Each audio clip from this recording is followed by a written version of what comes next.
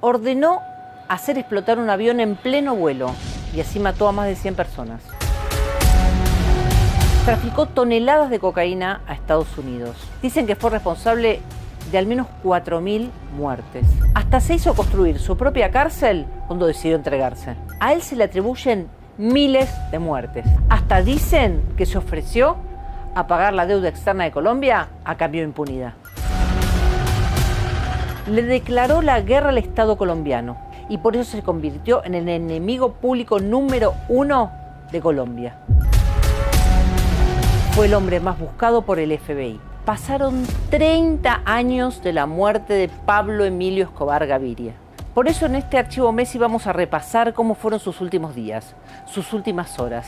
Y también explicar o intentar explicar por qué después de tanto tiempo sigue habiendo distintas versiones de cómo fue su final. ¿Quién lo mató? ¿Es verdad la historia oficial? ¿Puede ser que ya se ha suicidado como sostiene la familia?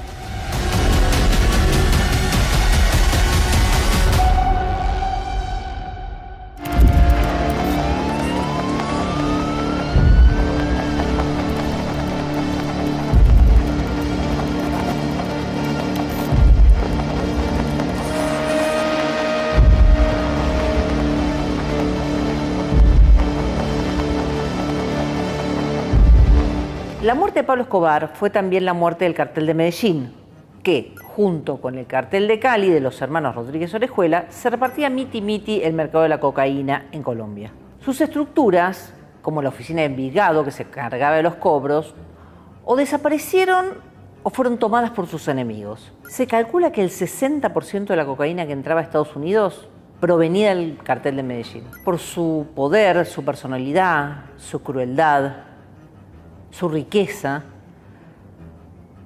Aquel 2 de diciembre de 1993 mataron al hombre, pero no mataron a la leyenda. ¿Pero usted puede asegurar que su dinero nunca ha tenido vinculación con el narcotráfico? Siempre he asegurado que mi dinero no tiene vínculos con el narcotráfico.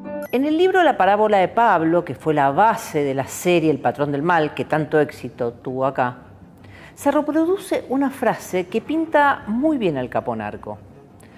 Es algo que publicó la revista Semana tras la muerte de Pablo Escobar. Se las quiero leer porque es muy clara.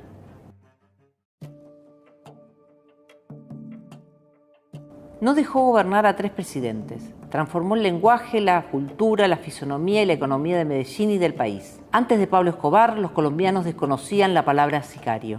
Antes de Pablo Escobar, Medellín era considerado un paraíso. Antes de Pablo Escobar, el mundo conocía a Colombia como la tierra del café. Y antes de Pablo Escobar, nadie pensaba que en Colombia pudiera explotar una bomba en un supermercado o en un avión en vuelo. Por cuenta de Pablo Escobar, hay carros blindados en Colombia y las necesidades de seguridad modificaron la arquitectura. Por cuenta de él, se cambió el sistema judicial, se replanteó la política penitenciaria y hasta el diseño de las prisiones, y se transformaron las Fuerzas Armadas. Pablo Escobar descubrió, más que ningún otro antecesor, que la muerte puede ser el mayor instrumento de poder. Antes de contar cómo murió, repasemos quién fue en vida Pablo Escobar. Pablo Escobar quería morir en la guerra.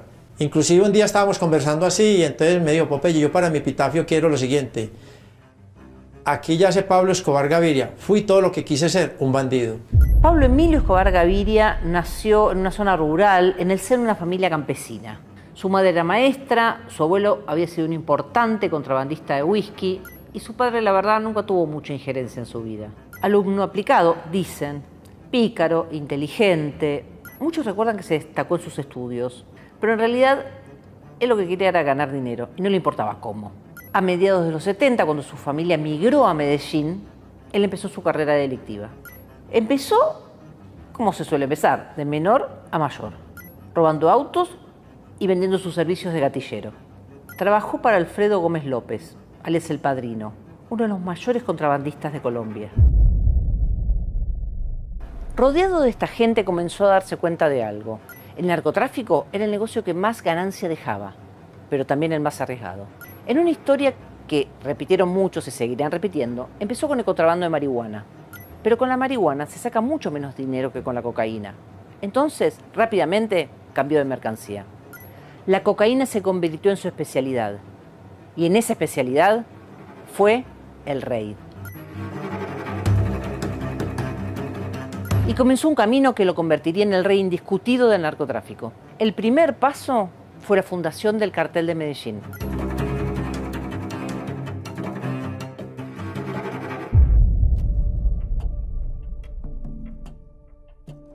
Secuestro, extorsión, bombas, asesinatos. Escobar montó una empresa criminal en base a una aceitada maquinaria de sicarios.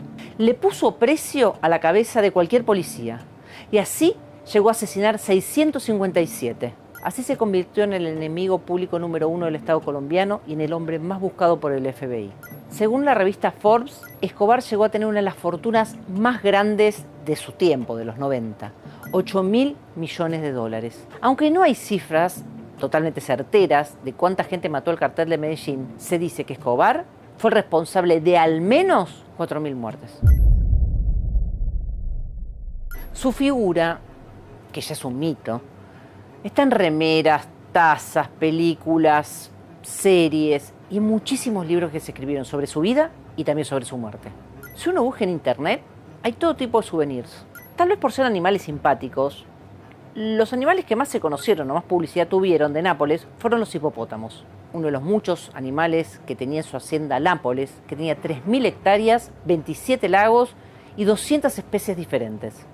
Hoy, entre los recuerdos que se venden por internet, hay llaveros con la imagen de esos hipopótamos. A nivel merchandising, Pablo Escobar Gaviria siempre fue un éxito. Incluso su hijo, ya radicado en Argentina, fabricó varios modelos usando los documentos de identidad de su padre.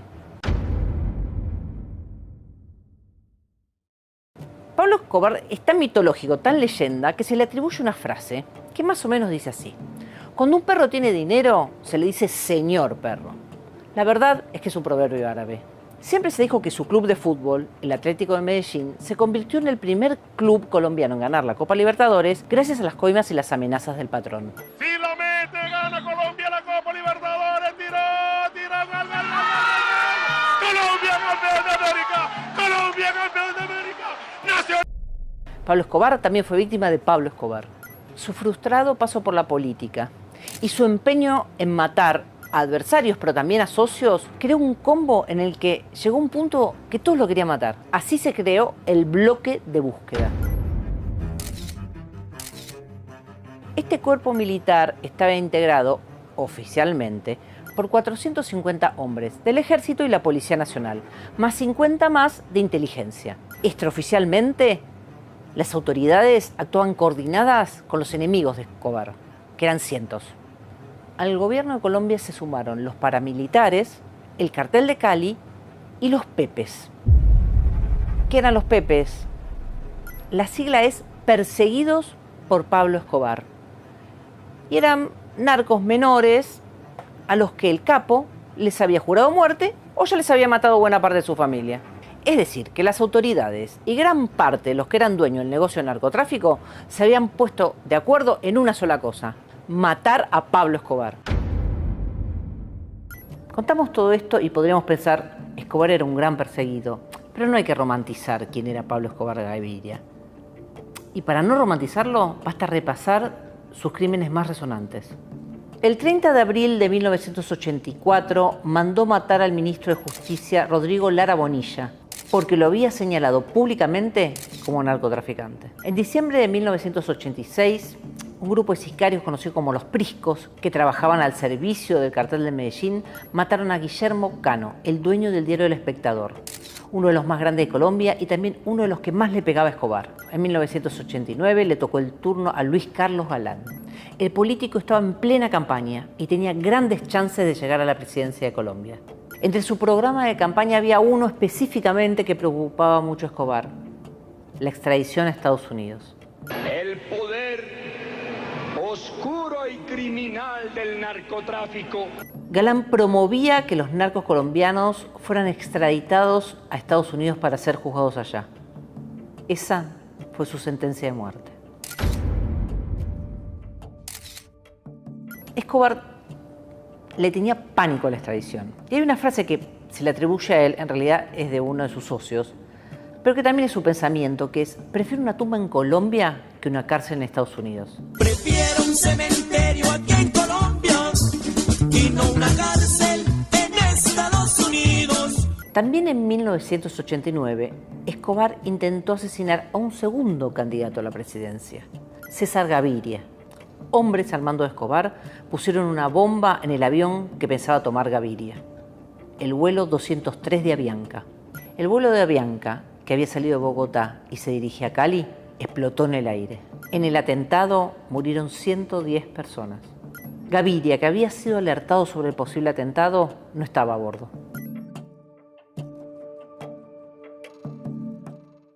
En la historia de su caída hay un episodio clave: su fuga de La Catedral, la cárcel donde estaba alojado. En junio de 1991, Escobar se había entregado a la justicia. Se trató de un pacto con el gobierno. El patrón se entregó junto a 9 de sus hombres de máxima confianza y a cambio se prohibió la extradición de los narcos colombianos a Estados Unidos. En realidad fue todo un circo. La cárcel se construyó en Envigado, sus dominios, y él mismo hizo el diseño. La catedral, como se la conoció, tenía salón de juego, cancha de fútbol, hasta una cascada natural. Son míticas los viajes de bandas, por ejemplo, de música que iban a visitarlo y a tocar para él. Allí Escobar pasó 13 meses, durante los cuales siguió manejando normalmente el negocio del narcotráfico y recibiendo a quien quisiera. Incluso en julio de 1992 se dio el lujo de matar allí a 2 de sus socios, a los que invitó a una reunión. Fueron Kiko Moncada y el Negro Galeano. Escobar creía que estaban a punto de traicionarlo. Hombres de la Fiscalía Regional continuaron hoy las excavaciones en la cancha de microfútbol de la antigua cárcel de la Catedral, en donde ayer se encontraron enterrados restos humanos y algunas prendas de vestir. Las características de los pedazos de tela hallados coinciden con la ropa que llevaba puesta el 4 de julio del año pasado Fernando el Negro Galeano. La muerte de estos 2 capos dentro de la cárcel hizo que las autoridades se dieran cuenta que no daba para más. Entonces decidieron intervenir e inspeccionar la catedral. Ante esto, Pablo Escobar se fue caminando por los fondos del penal. Desde entonces y hasta su muerte estuvo prófugo. Pablo Escobar Gaviria no ha sido encontrado aún. Las Fuerzas Armadas y los organismos de seguridad continúan en su búsqueda. En 1989, él le había declarado la guerra total al Estado colombiano. Ahora, esa misma guerra se le volvía en contra. Sus enemigos tardaron 17 meses en cazarlo. Para lograrlo, se aprovecharon de la obsesión que tenía Escobar por su familia, su esposa Victoria Henao y sus hijos Juan Pablo y Manuela. Su familia vivía prácticamente como rehén de la policía. Escobar no se preocupaba por nada. En 1988, el cartel de Cali puso un coche bomba frente a la casa de la familia, en el edificio Mónaco. Fueron 80 kilos de dinamita que explotaron. Por el estruendo, Manuela perdió la audición de uno de sus oídos. Los Escobar sabían que los controlaban y los escuchaban, pero aún así, Pablo se comunicaba con la residencia. Ese 2 de diciembre, Escobar habló varias veces, y aunque corto, con su hijo Juan Pablo. El joven tenía cuidado de que las charlas no fueran largas, pero esa vez accedieron, y una fue rastreada. La cuestión era la siguiente: la revista Semana había pedido un reportaje con Pablo Escobar. Entonces, Juan Pablo le dictaba las preguntas a Escobar por teléfono. En realidad, el que anotaba las preguntas era Limón, su guardaespaldas. En la última llamada, Juan Pablo llegó a dictarle 5 preguntas. Cuando terminó de dictarle la quinta, Escobar le dijo: tengo que cortar, te llamo en 20 minutos. No pudo cumplir su promesa. La cacería había terminado. Hemos demostrado al mundo que ningún delincuente, por poderoso que sea, puede derrotar la voluntad mayoritaria de una nación digna y valiente. La historia oficial indica que 14 hombres del grupo de élite de la Policía Nacional de Colombia participaron del operativo. 12 rodearon la casa y 2 entraron por la puerta principal y subieron a la planta alta donde estaba Escobar. Al llegar al primer piso se encontraron con el teléfono descolgado y la ventana abierta. Al asomarse por la ventana, vieron a Limón, el guardaespaldas, y Escobar, que comenzó a dispararles. Escobar llevaba 2 pistolas, en una mano una 9 milímetros y en otra una 22. Llegó a disparar, pero apenas unos tiros. A él le pegaron 3 y uno fue mortal. Uno le dio en el torso, otro le dio en una de sus piernas y otro le atravesó la cabeza de su oreja izquierda a su oreja derecha. Eran las 14:51 del jueves 2 de diciembre de 1993. La imagen de Pablo Escobar muerto, reproducida hasta el infinito, cerró una búsqueda de casi 500 días. Esa imagen recorrió el mundo. Sin embargo, no pudo consolidar una única versión de cómo murió Pablo Escobar Gaviria. Las dudas sobre lo que ocurrió en esa terraza persisten hasta hoy. La policía siempre sostuvo que quien disparó fue el comandante Hugo Aguilar, de la Policía Nacional. Este hombre se metió en la política porque fue echado de la policía al descubrirse sus vínculos con paramilitares. La familia de Pablo Escobar sostiene que este se suicidó pegándose un tiro de la cabeza cuando se vio rodeado. Por su parte, el capo narco Diego Murillo Bejarano, alias Don Berna, sostiene en un libro que escribió, que se llama Así matamos al patrón, que fueron los Pepes los que encontraron y mataron a Pablo Escobar. Es más, Don Berna dice que quien disparó y mató a Escobar fue su hermano, al que le decían Semilla. Otro sector de los Pepes sostienen que quien disparó, quien mató a Escobar, fue Carlos Castaño, un paramilitar, fundador y líder máximo de las Autodefensas Unidas de Colombia. Pudo haber sido cualquiera. Todos tenían motivos y todos habían dedicado su vida a terminar con la de él.